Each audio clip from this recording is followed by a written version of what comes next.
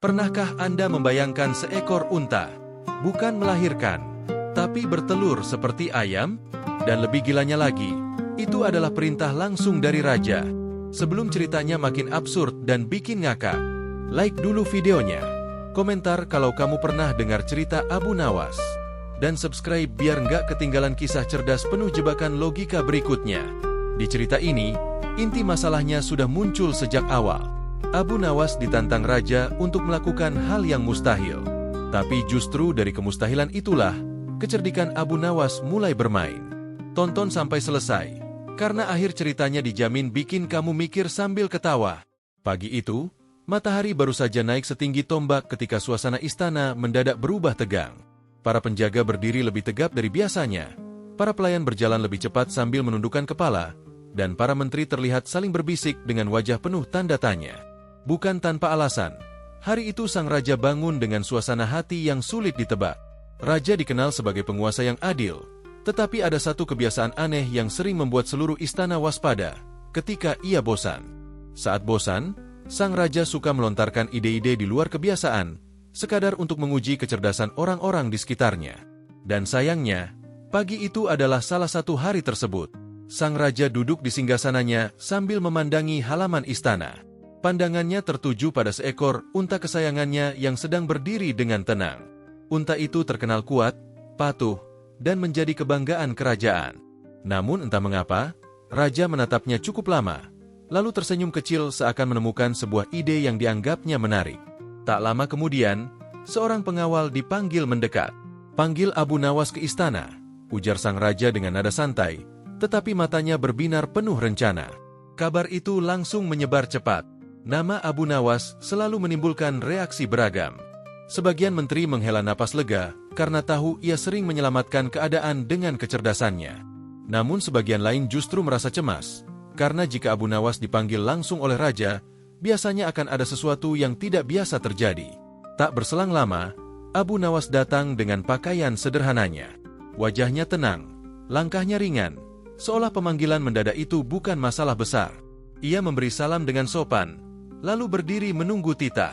Raja memandangnya dari atas singgasana, lalu berkata, "Abu Nawas, kau dikenal sebagai orang yang pandai berbicara dan berpikir. Banyak persoalan sulit dapat kau selesaikan dengan akal sehat." Abu Nawas menunduk hormat. "Hamba hanya berusaha berpikir jernih, Paduka." Raja tersenyum tipis, lalu melanjutkan dengan nada yang terdengar ringan, namun justru membuat suasana ruangan terasa aneh. "Jika begitu, tentu tantangan kecil ini bukan masalah bagimu."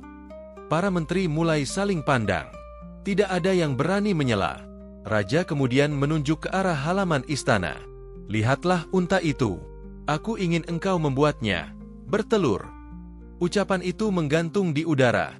Beberapa detik berlalu tanpa suara. Seorang menteri bahkan refleks berkedip berkali-kali, seakan memastikan ia tidak salah dengar. Pelayan yang berdiri di sudut ruangan menahan napas. Tidak ada yang berani tertawa, apalagi berkomentar. Abu Nawas sendiri tetap diam. Wajahnya tidak menunjukkan keterkejutan berlebihan, meski di dalam hatinya ia langsung menyadari bahwa perintah ini sama sekali tidak biasa. Ia tahu, ini bukan sekadar permintaan, melainkan ujian. Bukan ujian kekuatan, bukan pula ujian keberanian, melainkan ujian akal dan kebijaksanaan. Raja memperhatikan ekspresi Abu Nawas dengan saksama. "Bagaimana?" tanyanya. "Bukankah kau selalu punya jalan keluar?" Abu Nawas menarik napas perlahan. Ia tidak langsung menjawab. Ia paham, jawaban tergesa-gesa justru bisa menjerumuskannya. Di hadapannya bukan hanya raja, tetapi juga kekuasaan, aturan, dan harapan banyak orang yang kini bergantung pada caranya berpikir. Akhirnya Abu Nawas berkata dengan suara tenang, "Paduka Raja, perintah Paduka sangat besar maknanya. Hamba mohon waktu agar dapat memikirkannya dengan sungguh-sungguh." Raja tertawa pelan. "Baiklah, aku beri waktu. Tapi ingat, aku menunggu hasilnya." Abu Nawas kembali memberi hormat. Saat ia melangkah keluar dari istana, bisikan demi bisikan langsung terdengar di belakangnya. Ada yang heran, ada yang khawatir, dan ada pula yang penasaran. Tidak sedikit yang bertanya-tanya dalam hati, apakah kali ini kecerdikan Abu Nawas benar-benar mampu menghadapi perintah yang jelas-jelas bertentangan dengan logika alam. Sementara itu, Dari kejauhan, sang raja kembali menatap untanya dengan senyum penuh arti. Ia merasa telah melemparkan tantangan yang tak mungkin dijawab dengan cara biasa. Dan justru disitulah, tanpa disadari oleh banyak orang, permainan kecerdasan Abu Nawas baru saja dimulai. Setelah Abu Nawas meninggalkan istana, suasana yang semula sunyi perlahan berubah menjadi riuh. Para menteri yang sejak tadi menahan diri akhirnya mulai berbicara, meski dengan suara pelan dan penuh kehati-hatian. Tidak satu pun dari mereka berani mengkritik titah raja secara langsung, tetapi kebingungan jelas terlihat di wajah masing-masing. Seorang menteri tua mengelus janggutnya sambil bergumam. Sepanjang hidupku mengabdi di istana, baru kali ini aku mendengar perintah seperti itu. Menteri lain mengangguk setuju. Ia membuka kitab catatan kerajaan, membolak-balik halaman seakan berharap menemukan jawaban tertulis tentang perkara tersebut. Namun semakin lama dibaca, semakin terlihat jelas bahwa perintah itu tidak pernah tercatat dalam sejarah manapun. Di sudut ruangan, para penasihat kerajaan berdiskusi serius.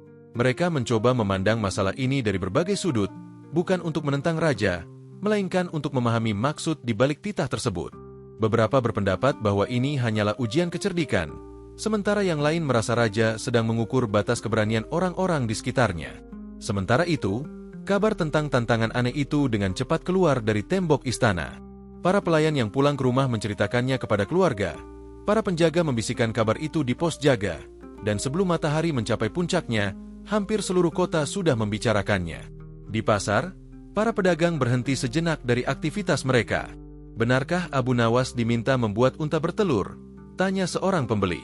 Kalau begitu, besok aku bisa jual telur unta, sahut pedagang lain sambil tertawa kecil. Tawa itu terdengar ringan, tetapi di baliknya terselip rasa heran. Banyak rakyat yang mengenal Abu Nawas sebagai orang cerdas dan bijaksana. Mereka percaya ia selalu punya cara untuk keluar dari situasi sulit. Namun kali ini, tantangannya terasa jauh berbeda dari biasanya. Di rumah-rumah, perbincangan serupa terjadi. Para orang tua menggelengkan kepala, sementara anak-anak justru tertawa membayangkan unta duduk di atas sarang. Bagi sebagian orang, cerita ini terdengar lucu. Bagi yang lain, ada rasa khawatir tersendiri, karena mereka tahu bahwa titah raja bukanlah perkara main-main. Kembali ke istana, sang raja menerima laporan tentang ramainya perbincangan di luar. Alih-alih marah, ia justru tampak puas. Baginya, sebuah ide dianggap berhasil jika mampu mengusik pikiran banyak orang. Ia ingin melihat sejauh mana akal manusia bisa bekerja ketika dihadapkan pada sesuatu yang tampaknya tidak mungkin. Biarkan mereka berbicara, ujar raja kepada seorang penasihat. Aku ingin tahu, siapa yang benar-benar berpikir, dan siapa yang hanya mengikuti arus. Di sisi lain kota, Abu Nawas berjalan menyusuri jalanan dengan langkah santai. Ia mendengar potongan-potongan percakapan tentang dirinya, tentang unta, dan tentang perintah raja. Namun ia tidak menanggapi apapun. Ia hanya tersenyum kecil, seolah sedang menyusun sesuatu di dalam pikirannya. Sesekali ia berhenti, memperhatikan aktivitas orang-orang di sekitarnya. Baginya, reaksi masyarakat adalah bagian penting dari pemahaman masalah. Ia tahu, ketika logika umum mulai goyah, disitulah seseorang harus berdiri paling tenang. Menjelang sore, kebingungan itu semakin terasa. Para cendekiawan kerajaan mencoba mencari penjelasan ilmiah, para penulis mencatat kejadian ini sebagai peristiwa langka, dan para penjaga istana mulai bersiap menghadapi kemungkinan apapun. Meski tidak ada kegaduhan nyata, suasana kota terasa berbeda, seperti menunggu sesuatu yang belum diketahui bentuknya. Titah telah berhasil mengguncang pikiran banyak orang. Tidak ada jawaban, tidak ada solusi, hanya pertanyaan yang terus berputar di benak semua orang. Dan di tengah kebingungan itu, semua mata tanpa sadar tertuju pada satu sosok, Abu Nawas, yang kini menjadi tumpuan harapan, meski belum seorang pun tahu bagaimana ia akan melangkah selanjutnya. Setelah hiruk-pikuk pembicaraan memenuhi istana dan kota, Abu Nawas justru memilih menjauh dari keramaian. Ia tidak pergi ke tempat para cendekiawan, tidak pula mendatangi orang-orang yang sibuk berdebat. Langkahnya mengarah ke sudut kota yang lebih tenang, tempat suara pasar mulai memudar dan pikiran bisa bekerja tanpa gangguan. Abu Nawas memahami satu hal penting. Tantangan yang ia terima bukan sekadar tentang memenuhi perintah, melainkan tentang cara menyikapi sebuah permintaan yang melampaui kebiasaan. Karena itu, hal pertama yang ia lakukan bukan mencari jawaban cepat, tetapi menata pikirannya agar tetap jernih. Ia duduk di sebuah beranda sederhana, mengamati orang-orang yang berlalu lalang. Dari kejauhan, ia melihat pedagang menawar harga, anak-anak bermain, dan para pengelana berbincang ringan. Kehidupan berjalan seperti biasa, meski di baliknya tersimpan kegelisahan yang belum terucap. Dari situ, Abu Nawas menarik satu kesimpulan awal. Apapun yang terjadi nanti, dampaknya akan dirasakan banyak orang. Menjelang siang, Abu Nawas mulai menyusun langkah-langkah kecil. Ia menuliskan beberapa catatan singkat, bukan berupa jawaban, melainkan pertanyaan. Baginya, pertanyaan yang tepat seringkali lebih berharga daripada jawaban yang terburu-buru. Ia menimbang makna perintah raja, tujuan dibaliknya, dan kemungkinan reaksi dari berbagai pihak. Abu Nawas sadar, raja bukanlah orang yang sembarangan memberi tantangan. Ada maksud tertentu, entah untuk menguji kecerdasan, kebijaksanaan, atau sekadar melihat keberanian seseorang dalam menghadapi hal yang tidak lazim. Maka dari itu, ia menempatkan dirinya bukan sebagai penantang raja, melainkan sebagai penyeimbang keadaan. Sore hari, Abu Nawas mulai berjalan kembali, kali ini menyusuri lingkungan yang lebih dekat dengan istana. Ia tidak masuk, hanya mengamati dari kejauhan. Ia memperhatikan para penjaga, pelayan, dan pejabat yang keluar masuk dengan wajah penuh pikiran. Semua itu ia simpan sebagai bahan pertimbangan, karena ia tahu setiap keputusan akan membawa dampak pada banyak orang. Dalam perjalanannya, Abu Nawas bertemu beberapa kenalan lama. Mereka menyapanya dengan nada bercampur heran dan kagum. Tidak sedikit yang bertanya secara langsung, namun Abu Nawas hanya menjawab singkat dan ramah. Ia tidak ingin memicu spekulasi baru. Baginya, ketenangan adalah bagian dari strategi. Menjelang malam, Abu Nawas kembali ke rumahnya. Di sana, ia membersihkan diri dan beristirahat sejenak. Ia percaya bahwa pikiran yang lelah sulit menghasilkan keputusan yang tepat. Malam itu, ia tidak begadang, tidak pula memaksakan diri untuk menemukan jawaban. Sebaliknya, ia membiarkan pikirannya beristirahat, seolah memberi ruang bagi gagasan untuk muncul dengan sendirinya. Keesokan paginya, Abu Nawas bangun lebih awal. Ia memulai hari dengan rutinitas sederhana, lalu kembali membuka catatannya. Kini, ia mulai melihat benang merah dari semua pertanyaan yang ia tulis. Tantangan ini bukan tentang menciptakan sesuatu yang mustahil, melainkan tentang mengajak semua pihak melihat batas antara logika, kebiasaan, dan kewenangan. Abu Nawas tersenyum tipis. Ia belum memiliki jawaban final, tetapi ia sudah tahu arah langkahnya. Baginya, persiapan bukan soal alat atau rencana besar, melainkan kesiapan mental untuk berbicara pada waktu yang tepat dengan cara yang tepat. Sebelum matahari naik tinggi, Abu Nawas berdiri dan melangkah keluar rumah. Ia tidak terlihat terburu-buru, namun juga tidak ragu. Di dalam dirinya, perlahan tumbuh keyakinan bahwa tantangan sebesar apapun bisa dihadapi jika seseorang mampu menjaga akal sehat dan ketenangan hati. Pagi itu, Abu Nawas akhirnya mulai bergerak, bukan dengan langkah tergesa-gesa atau wajah penuh beban, melainkan dengan ketenangan yang justru membuat orang-orang di sekitarnya bertanya-tanya. Tidak ada pengumuman besar, tidak ada kerumunan, dan tidak pula persiapan yang tampak megah. Segalanya berlangsung sederhana, hampir terlihat seperti rutinitas biasa. Abu Nawas pertama-tama mengunjungi pasar. Ia berjalan perlahan menyusuri deretan pedagang, memperhatikan barang dagangan dengan saksama. Para pedagang yang melihatnya langsung saling berbisik. Mereka tahu, jika Abu Nawas sudah mulai berkeliling seperti itu, pasti ada sesuatu yang sedang ia rencanakan. Namun yang dibeli Abu Nawas justru barang-barang yang tampak tidak ada hubungannya dengan tantangan raja. Ia membeli beberapa telur, berbincang sebentar dengan penjual unggas, lalu melanjutkan langkahnya. Tidak ada alat khusus, tidak ada perlengkapan aneh, hanya barang-barang yang biasa ditemui setiap hari. Seorang pedagang memberanikan diri bertanya, "Abu Nawas, apakah ini bagian dari rencana besar itu?" Abu Nawas tersenyum dan menjawab ringan, "Kadang, hal besar dimulai dari hal yang paling sederhana." Setelah dari pasar, Abu Nawas singgah ke beberapa tempat lain. Ia mengamati kandang hewan, berbicara dengan para penjaga, dan sesekali mencatat sesuatu di kepalanya. Ia tidak meminta izin khusus, tidak pula menarik perhatian berlebihan. Semua dilakukan dengan cara yang wajar, seolah ia hanya seorang warga biasa yang sedang beraktivitas. Kabar tentang persiapan Abu Nawas cepat menyebar, namun justru menambah kebingungan. Orang-orang mengira ia akan mengumpulkan alat-alat canggih atau melakukan sesuatu yang belum pernah dilihat sebelumnya. Nyatanya, yang terlihat hanyalah kegiatan sehari-hari yang tidak mencolok. Di istana, Para pejabat mulai gelisah. Mereka menerima laporan yang simpang siur. Ada yang mengatakan Abu Nawas sibuk di pasar, ada pula yang menyebut ia mondar-mandir tanpa tujuan jelas. Semua laporan itu tidak memberi petunjuk apapun tentang bagaimana ia akan menghadapi tantangan raja. Sementara itu, Abu Nawas sama sekali tidak terganggu oleh pembicaraan tersebut. Baginya, persiapan sejati tidak selalu harus dipahami orang lain. Ia tahu, jika semua orang langsung mengerti maksudnya, maka rencananya justru kehilangan kekuatan. Menjelang siang, Abu Nawas kembali ke rumahnya. Ia menata barang-barang yang telah ia kumpulkan dengan rapi. Tidak ada yang tampak istimewa, tetapi setiap benda memiliki peran masing-masing. Ia memperlakukan semuanya dengan penuh perhatian, seolah sedang menyusun potongan kecil dari sebuah gambaran besar. Sore harinya, Abu Nawas duduk sendirian sambil memandangi langit yang mulai berubah warna. Ia merenungkan kembali langkah-langkah yang telah ia ambil. Semua terasa sederhana, namun justru disitulah letak keyakinannya. Ia tidak mencoba mengubah alam, tidak pula memaksa sesuatu di luar batas kewajaran. Ia hanya menyiapkan cara untuk berbicara dengan logika yang mudah dipahami. Malam datang dengan tenang. Abu Nawas mengakhiri harinya tanpa kegelisahan.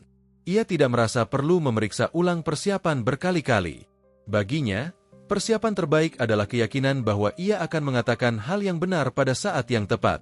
Di sisi lain, istana mulai bersiap menyambut hari berikutnya. Raja menantikan hasil dengan penuh rasa ingin tahu. Para menteri masih bertanya-tanya, dan rakyat terus berspekulasi. Tidak ada yang benar-benar memahami apa yang sedang direncanakan Abu Nawas. Pagi hari itu, istana tampak lebih ramai dari biasanya. Sejak matahari terbit, para penjaga sudah bersiaga di setiap sudut halaman. Para pelayan hilir mudik menyiapkan segala keperluan, sementara para pejabat kerajaan berdatangan dengan wajah serius. Hari yang ditunggu akhirnya tiba. Hari ketika Abu Nawas harus menunjukkan hasil dari persiapannya. Raja duduk di singgasananya dengan sikap tenang namun penuh perhatian. Ia tidak menunjukkan emosi berlebihan, tetapi jelas terlihat bahwa ia menantikan sesuatu yang menarik. Di hadapannya, halaman istana telah disiapkan sebagai tempat pertemuan. Unta kesayangan raja berdiri di sisi halaman, dijaga dengan rapi dan diberi hiasan sederhana. Satu persatu menteri mengambil tempat. Tidak ada yang berbicara keras. Suasana terasa berat, seolah setiap orang sedang menahan napas. Mereka tahu, apapun yang terjadi hari itu akan menjadi pembicaraan panjang di seluruh negeri. Tak lama kemudian, Abu Nawas memasuki halaman istana. Penampilannya tetap sederhana, tidak membawa perlengkapan mencolok, dan tidak pula menunjukkan ekspresi cemas. Ia berjalan dengan langkah mantap, memberi salam hormat kepada raja, lalu berdiri di tempat yang telah ditentukan. Raja menatap Abu Nawas dengan sorot mata tajam. "Abu Nawas," ujar raja, "hari ini aku menunggu hasil dari pemikiranmu." Abu Nawas mengangguk pelan. "Hamba siap menyampaikan apa yang hamba pahami, Paduka." Beberapa hadirin mulai saling berbisik. Banyak yang berharap melihat sesuatu yang luar biasa, sesuatu yang belum pernah disaksikan sebelumnya. Namun hingga saat itu, belum ada tanda-tanda keajaiban apapun. Unta tetap berdiri seperti biasa, dan Abu Nawas belum melakukan apa-apa. Raja memberi isyarat agar semua orang memperhatikan. "Silakan," katanya singkat. Abu Nawas melangkah satu langkah ke depan. Ia tidak langsung berbicara. Pandangannya menyapu halaman istana, seakan ingin memastikan bahwa semua orang benar-benar hadir dan siap mendengar.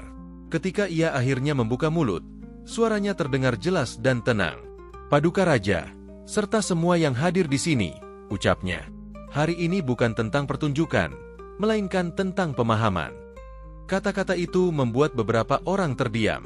Tidak sedikit yang merasa penasaran, karena mereka mengira akan langsung melihat hasil nyata. Namun Abu Nawas justru memilih berbicara terlebih dahulu, seolah ingin menyiapkan pikiran semua orang.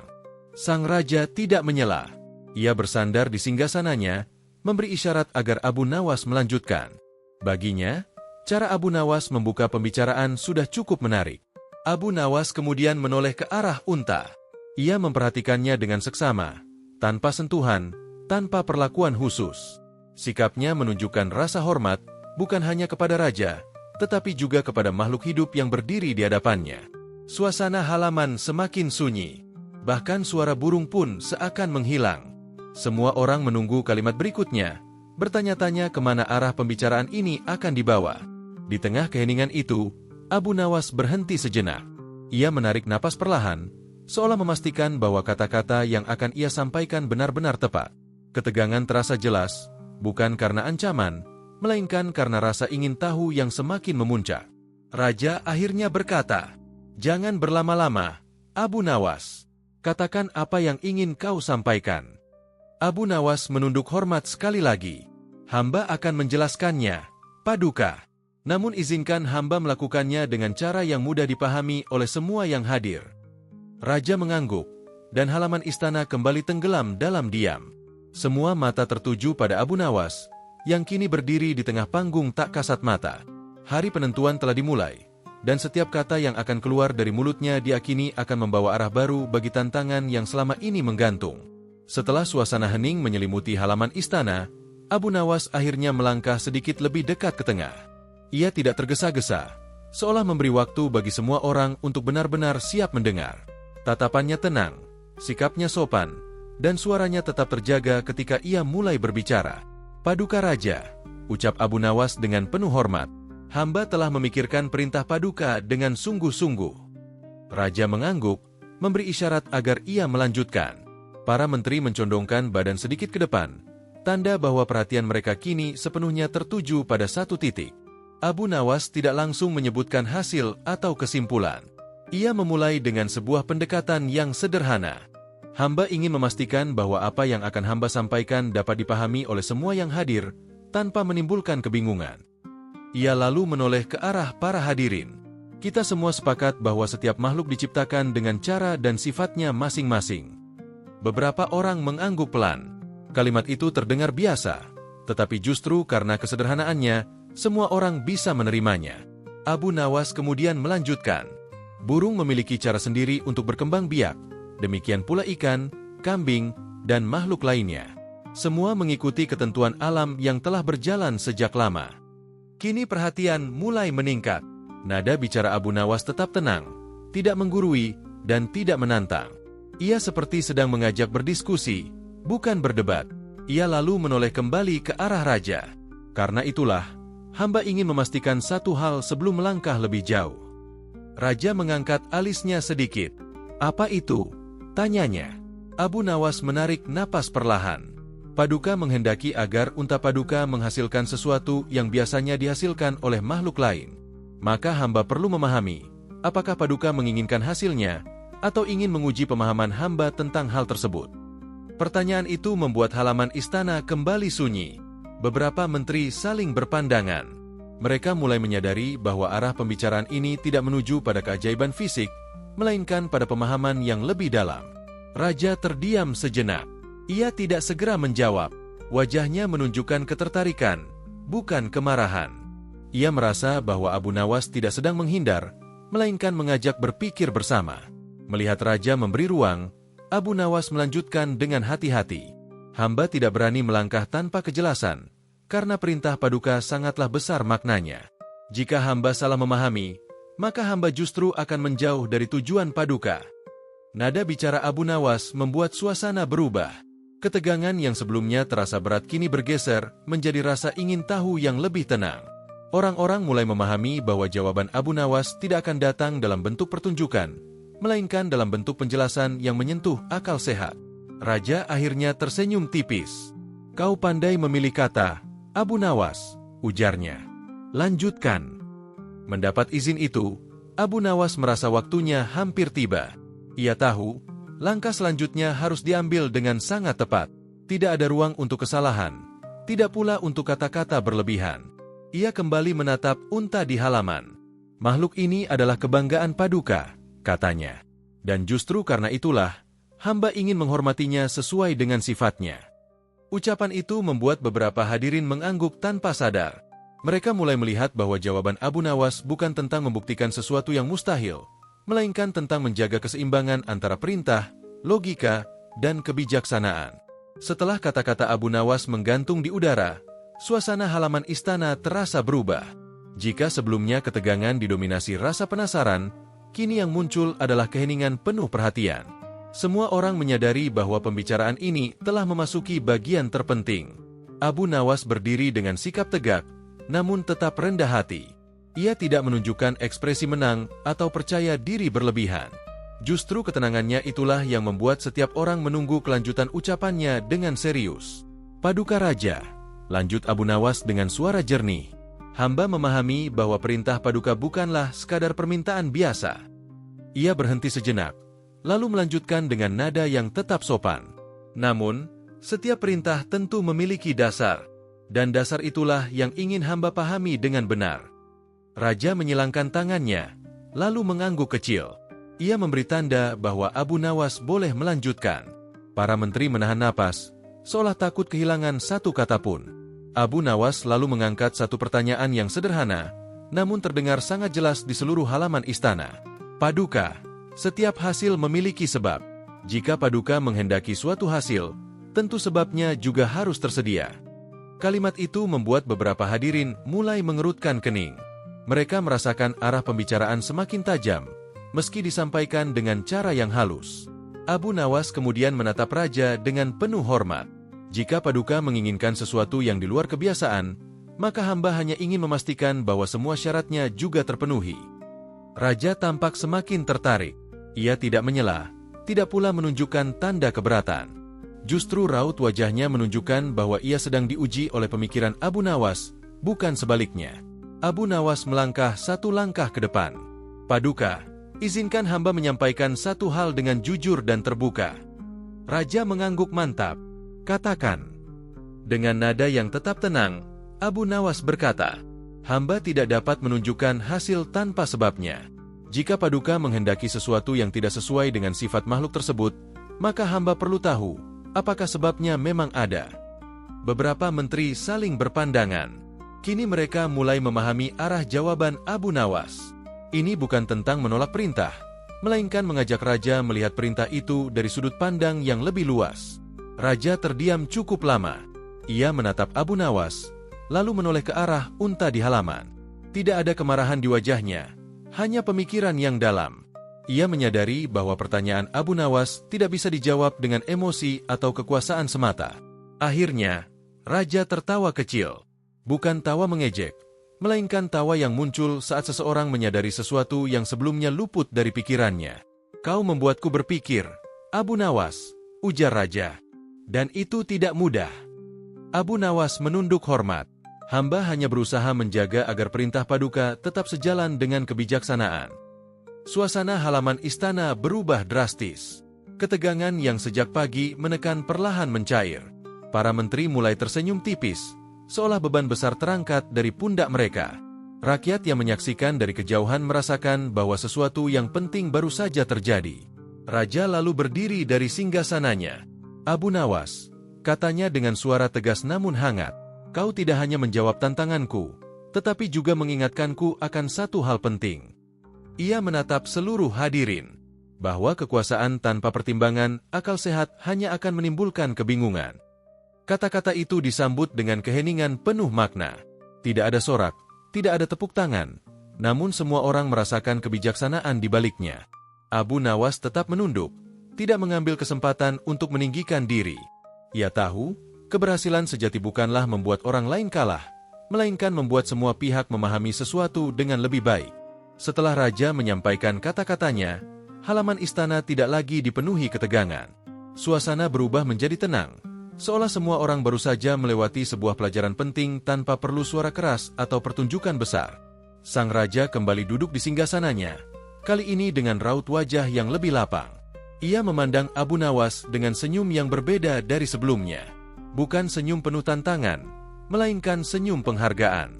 Abu Nawas, ucap Raja, hari ini kau tidak hanya menjawab perintahku, tetapi juga mengajarkanku cara melihat perintah itu dengan lebih bijak. Abu Nawas menunduk hormat. Hamba bersyukur jika apa yang hamba sampaikan dapat bermanfaat, Paduka. Raja lalu menoleh kepada para menteri dan pejabat kerajaan. Pelajaran hari ini bukan hanya untukku, tetapi untuk kita semua, katanya. Bahwa kecerdasan bukanlah tentang membuat hal mustahil terlihat mungkin, melainkan tentang memahami batas dan tujuan dari setiap keputusan. Para menteri mengangguk setuju. Mereka menyadari bahwa peristiwa ini akan dikenang sebagai momen penting dalam sejarah kerajaan, bukan karena keanehannya, melainkan karena kebijaksanaan yang lahir darinya. Sebagai tanda penghargaan, raja memerintahkan agar Abu Nawas diberi hadiah yang pantas. Namun Abu Nawas menerimanya dengan sikap sederhana, tanpa menunjukkan kebanggaan berlebihan. Baginya, penghargaan terbesar bukanlah hadiah, melainkan kepercayaan dan pemahaman yang tumbuh di antara semua pihak. Unta kesayangan raja kemudian dibawa kembali ke kandangnya. Hewan itu tetap menjadi unta, tidak lebih dan tidak kurang.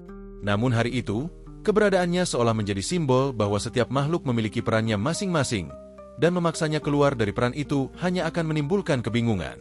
Kabar tentang peristiwa di istana dengan cepat menyebar ke seluruh penjuru kota. Rakyat membicarakannya dengan berbagai sudut pandang. Ada yang tertawa mengingat tantangannya, ada yang kagum pada cara Abu Nawas berbicara, dan ada pula yang mengambil hikmah dari sikap raja yang mau mendengar dan merenung. Di pasar, di rumah-rumah, dan di tempat pertemuan, cerita ini menjadi bahan obrolan yang hangat. Tidak ada rasa takut, tidak ada keresahan. Justru yang muncul adalah rasa lega dan kagum, karena mereka melihat bagaimana akal sehat bisa menyelesaikan persoalan tanpa menimbulkan kerugian bagi siapapun. Sementara itu, Abu Nawas kembali menjalani kehidupannya seperti biasa. Ia tidak mencari perhatian, tidak pula membanggakan diri atas apa yang telah terjadi. Ia tahu, kecerdasan sejati tidak perlu diumumkan dengan suara keras. Cukup ditunjukkan melalui sikap dan waktu yang tepat. Raja pun membawa pelajaran hari itu ke dalam kepemimpinannya. Ia menjadi lebih berhati-hati dalam memberi perintah dan lebih terbuka terhadap pandangan orang-orang di sekitarnya. Kerajaan berjalan dengan suasana yang lebih seimbang, di mana kekuasaan dan kebijaksanaan saling melengkapi. Bab ini menutup kisah dengan satu kesimpulan yang sederhana namun kuat. Tantangan besar tidak selalu membutuhkan jawaban yang rumit. Kadang, yang dibutuhkan hanyalah keberanian untuk berpikir jernih dan kerendahan hati untuk mendengarkan. Dan begitulah, kisah Abu Nawas dan tantangan unta bertelur berakhir bukan dengan keajaiban yang melawan alam, melainkan dengan keajaiban yang jauh lebih bermakna, keajaiban akal sehat, kebijaksanaan, dan senyum yang lahir dari pemahaman. Cerita Abu Nawas selalu mengajarkan kita bahwa kepintaran bukan soal otot, tapi cara berpikir. Terima kasih sudah meluangkan waktu untuk menyimak cerita ini sampai selesai. Semoga kisah Abu Nawas kali ini bukan hanya menghibur, tetapi juga memberi pelajaran sederhana tentang cara berpikir dengan tenang dan bijaksana. Jika kamu merasa cerita ini menarik atau bermanfaat, jangan lupa untuk tekan tombol like sebagai dukungan. Tulis komentar untuk berbagi pendapat atau versi ceritamu sendiri. Dan subscribe channel ini agar tidak ketinggalan kisah-kisah cerdas dan menghibur lainnya. Dukungan kecil dari kamu sangat berarti untuk kami agar terus menghadirkan cerita-cerita terbaik. Sampai jumpa di cerita berikutnya. Dan terima kasih telah menjadi bagian dari penonton setia.